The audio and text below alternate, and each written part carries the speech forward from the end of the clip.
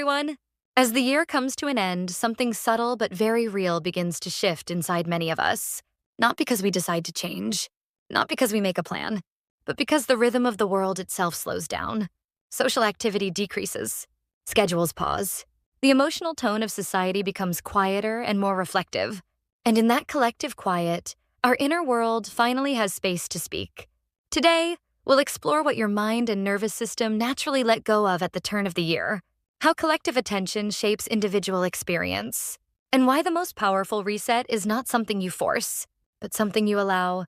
If you find this message meaningful, please like this video and subscribe for more reflections like this. Now let's begin.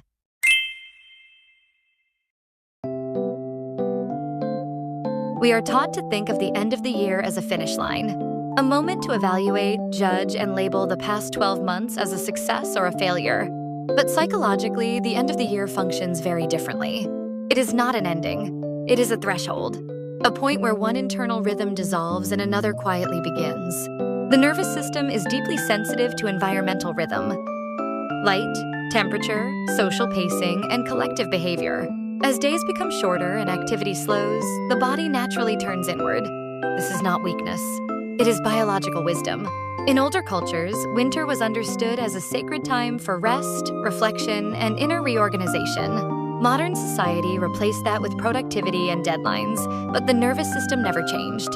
So every year, regardless of our intentions, the body begins a phase of internal recalibration. This is why many people feel tired, emotional, nostalgic, or unusually quiet at this time. It is not burnout. It is transition.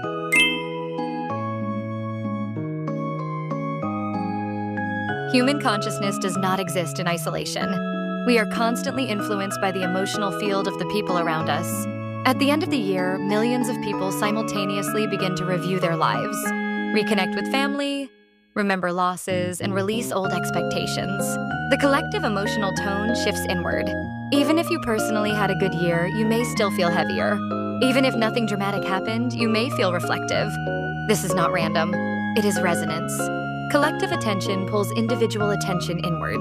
That is why memories surface more easily, why dreams become more vivid, why emotions that were pushed aside during busy months suddenly appear.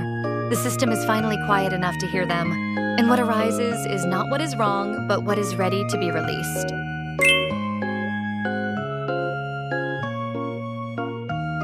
Many people try to use the end of the year to create new goals.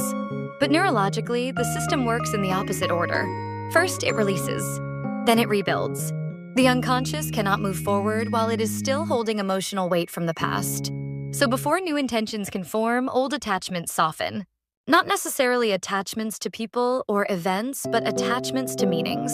Stories about who you were, what you failed at, what you lost, what you regret. These narratives begin to lose emotional charge. You may notice that something that once hurt deeply now feels distant, or something you once wanted intensely no longer holds the same power. That is not loss. That is release. And it is necessary, because only when the old meaning loosens can new meaning take shape.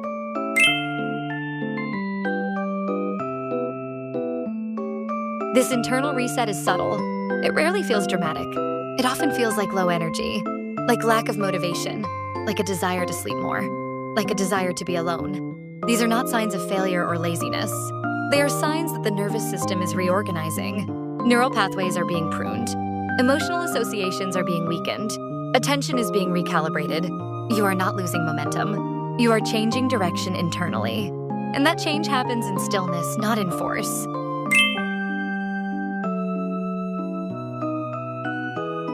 Most people believe that what carries into the next year are their plans and resolutions.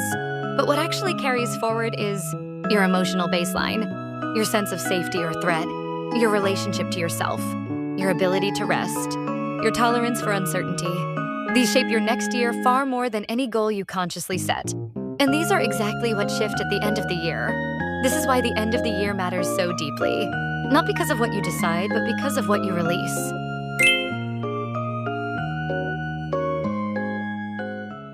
So what is the most supportive thing you can do at this time? Not plan, not analyze, not judge, but notice. Notice what feels finished. Notice what feels lighter. Notice what you no longer want to carry. This noticing allows the nervous system to complete its reset. It is the psychological equivalent of an exhale. And after the exhale, a new inhale naturally follows. You do not need to push the river. You only need to stop resisting its current. Small inner shifts create large outer change. You do not need to transform your life overnight. You only need to allow what is already changing inside you. If this reflection resonated with you, please like this video and subscribe for more content like this. Thank you for being here at this threshold. May your closing be gentle and your beginning be quiet, clear, and true.